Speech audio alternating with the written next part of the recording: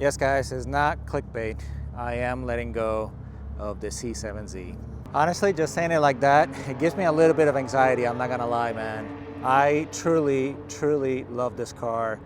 This thing has been so good to me. I've had so many fond memories with it, and I am definitely going to miss it. So a brief explanation, but I'm gonna get more into depth in the next video as to why I'm letting go of the C7. But basically, somebody that I know online reached out to me. They lost their Corvette and then asked me if I would sell mine. And my answer was, well, you know, everything is for sale for the right price. And I told him my price and he said yes, okay. The new owner is actually gonna be taking it as is, with the wing, the brakes, the tires, everything. I have the truck fully loaded with all my spare parts, things that I had, fender liners and all that kind of stuff, all the stock parts. He's taking it with everything. And the only joy in this whole thing, not the only joy, but the thing that I really like about this whole scenario is that he is also a track guy. So my C7 is going to continue doing what it was meant to do from the beginning. You know, I bought this car back in 2019. Okay, so I've been using it and tracking it for close to 6 years, 5.5 years, something like that. Well over 50 track days. And the new owner is going to continue to do that. Okay, so I think that is really awesome, man. And another thing was when he asked me to sell it to him, I said to him, well, listen, if we can come to an agreement, no matter what, you're going to have to wait until after Road Atlanta, because I had already paid for the track day, and I really, at that point, it was such a short notice. You know, I mean, it wasn't something that was planned.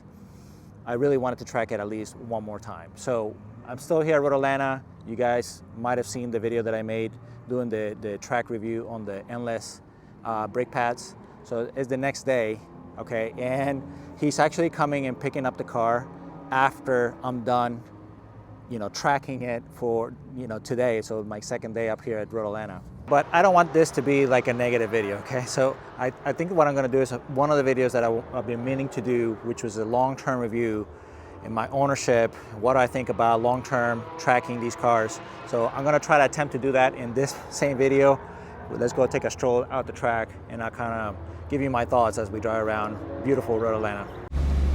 All right, boys, this may be the last session with the blue Corvette. Have a lot of mixed feelings, man. I love this car, but I think it was the right time.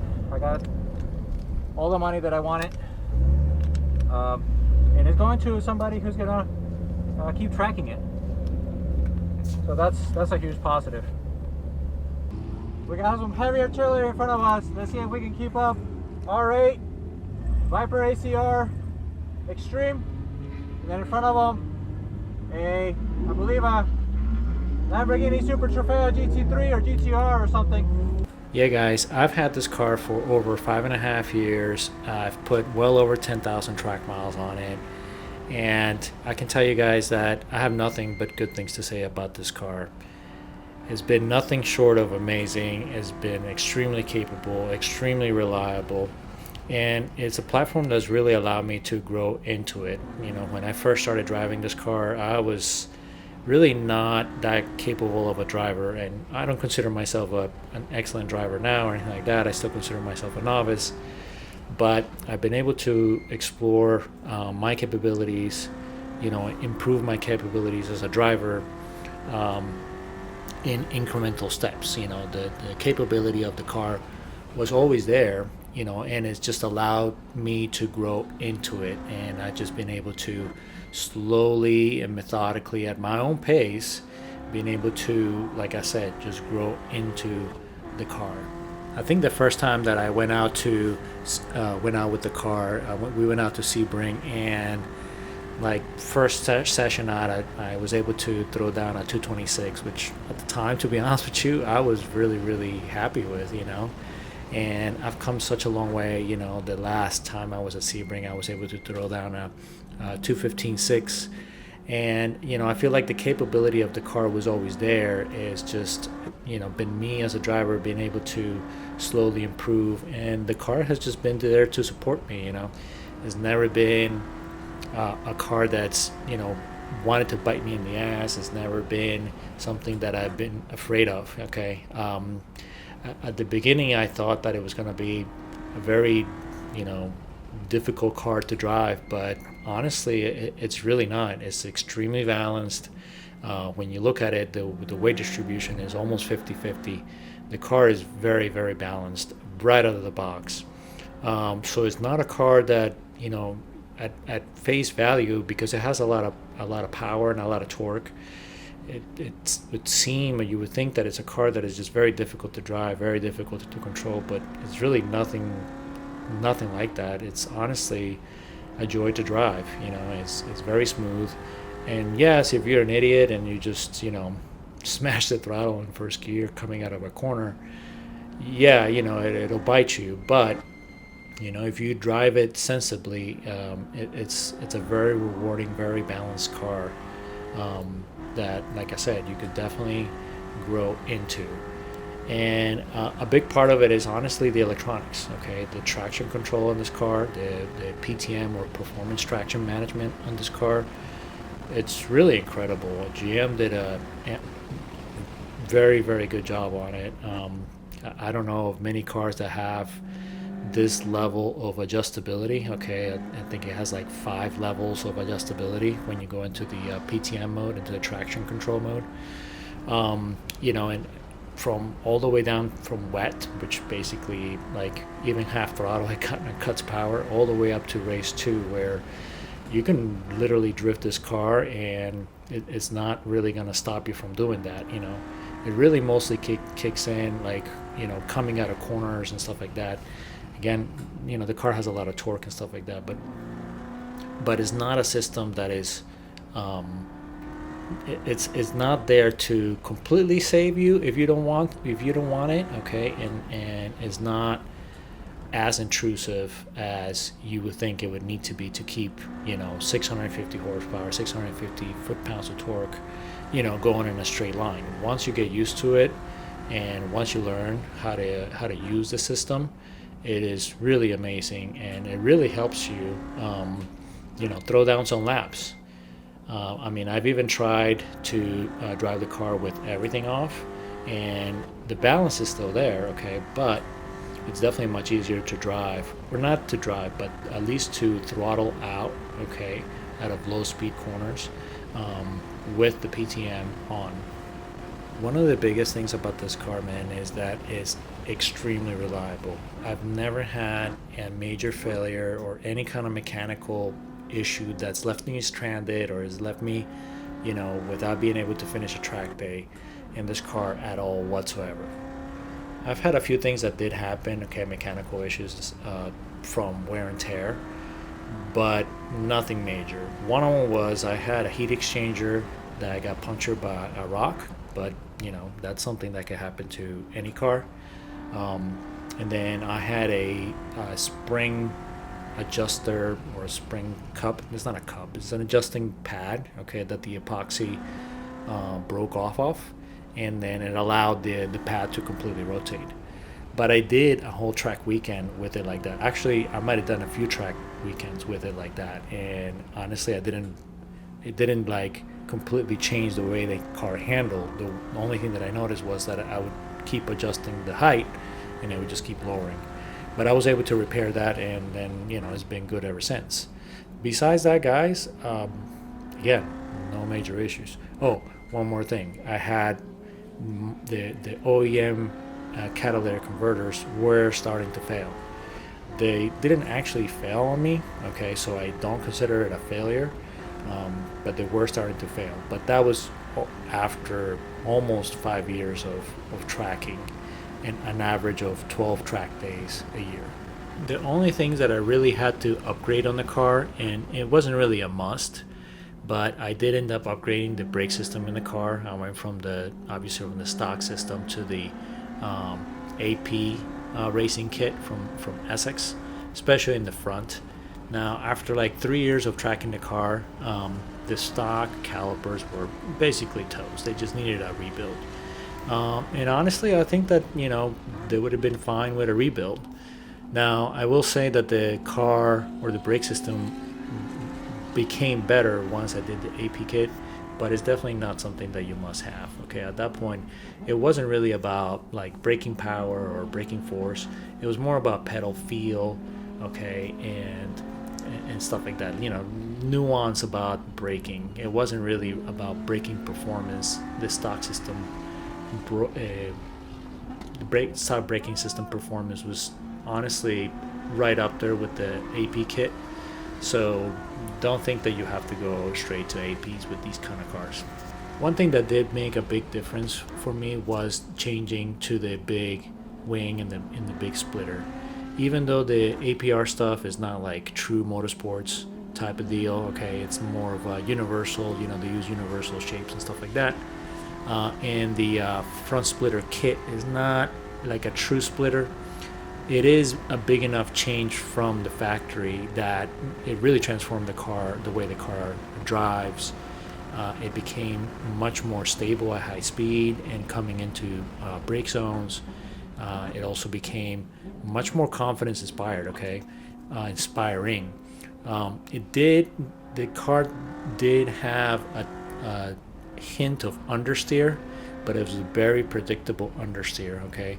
And I could have dialed that understeer out by reducing the angle of attack on the wing, but it was really much more stable, and it was faster with a little bit of an angle. I was running it with about 6 degrees angle of attack, and at that point it just had a slight but very predictable, very confidence inspiring amount of understeer, okay? I really liked the way the car was behaving there at the end, and whatever next car I end up getting, I am gonna end up doing aero because of this. Now I will say the C7Z to me is not a perfect car though, okay? It's not a car that I enjoyed much on the street. I just felt like driving it on the street, the gearing is just so long, you can never really have fun legally with this car, okay? And it has so much power readily available that it's very easy to get into trouble, you know, even at low speeds, okay? Cool car, you know, but not something that I just enjoy like driving around to do chores and stuff like that. I know a lot of people do, but for me, you know, the joy of this car really was to, you know, take it out to the racetrack and, you know, wring its neck out the whole time. Obviously, you know, there's the infamous overheating issues and stuff like that. Now, I will say I never had the car actually go into limbo. Never. Okay. In the whole 5.5 years that I had it and all the track days that I did, which is probably over 50, I never actually had it go into limbo due to cooling temps or oil temps or anything like that. Now it did always, and it does always run hot. These cars run really hot compared to anything else. I mean, 230 in a 230 coolant temp in a C7 is really nothing abnormal. Okay, but the car would just keep chugging along. You know, it would just run 230 plus coolant temp, and if you stayed out there for 30 minutes, it was happy to continue doing it. It would definitely derate or pull a little bit of power down, okay, the hotter it got. But it never felt like it was gonna blow up, or it never felt like the power band changed that much. So to me, it never really was like a huge issue. Again, besides it like losing a little bit of power. Now, for me, I'm not a person that, you know, throws down a PB like on the first or second lap. That's why I'll be terrible at time attack. So that was fine with me. You know, I've done most of my PVs towards the end of a session. I'm talking about 10th, 13th lap type of thing, even at Sebring. Okay, and most of my PBs have been with coolant temps, you know, well above or above 230. So it never really stopped me from, you know, continuing to push the car or anything like that. But obviously, like, you know, I did feel kind of bad, you know, to continue to beat on the car like that. So it was gonna have to be a thing that eventually I would have to end up cutting up the car to add additional cheek coolers and things like that. So that is one of the downsides of the car. Okay, the performance is amazing, but you know, it does come at the cost of it running really hot. Now, I will say that probably for 90+% of guys out there, you're probably not gonna have an issue, especially if you get like a 2017 or newer, with all the cooling upgrades or updates, which is the taller lid on the supercharger, the taller intercooler bricks inside the supercharger, and then also the additional lay down radiator in the front. Now this is for manuals. Okay, if you get an automatic, then good luck, it will overheat. But for the manuals, if you get a 2017, most of the guys are not going to have an issue with the car. You're just going to be able to lap the whole session, and you know, again, you'll lose a little bit of power, but it's really not going to be a big deal. And then last, but this is not something specific to the C7 Z06 or C7 platform in general. This is more specific to, you know, fast heavy cars. You know, this is a fast heavy car, and you know, you do go through consumables quite a bit, and the faster you go, the faster you're gonna go through your consumables. Okay, so this is a car that, you know, it will chew through brakes pretty fast. You know, it chews through big tires pretty fast.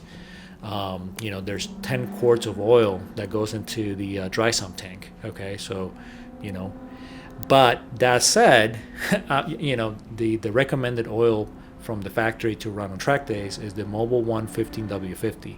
I was able to do an oil change on this well under $100, even though it takes 10 quarts, because the oil filters are pretty cheap. The factory GM oil filter is pretty cheap. I think it's like under 20 bucks, is maybe 15 bucks or something like that, maybe less.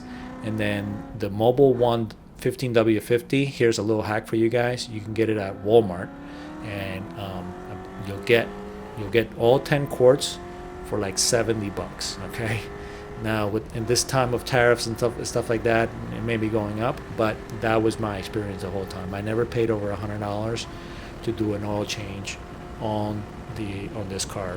So, you know, even though it takes a lot of fluid, you know, it wasn't that much money. But yeah, I digress. Consumables, yes, you do go through a lot of stuff on this car, but again, I think that's just a function of speed and weight. You know, I think anything that's going to be this fast at this sort of weight, you know, call it 3,600 pounds plus driver, you know, you're just going to go through some stuff. You know, the tires on these things take really big tires. You can stuff a 315 in the front, which is pretty ridiculous. And obviously 345s, even 355s in the back. I think if they made 365s, this car would be able to take them as well. But you know, those big tires are expensive. You know, whether they're 18s or 19s, they're expensive. Guys, what else can I say, man? This has been an amazing experience. I'm so happy that I was able to own this thing for as long as I did, and that I didn't have any major issues. So many good memories, so many good times, so many track outings, so many track miles. I really truly enjoy this car, and I am truly going to miss it. I'm about to cry. Oh man, what the fuck did I do? Oh fuck. She gone, boys. She is gone.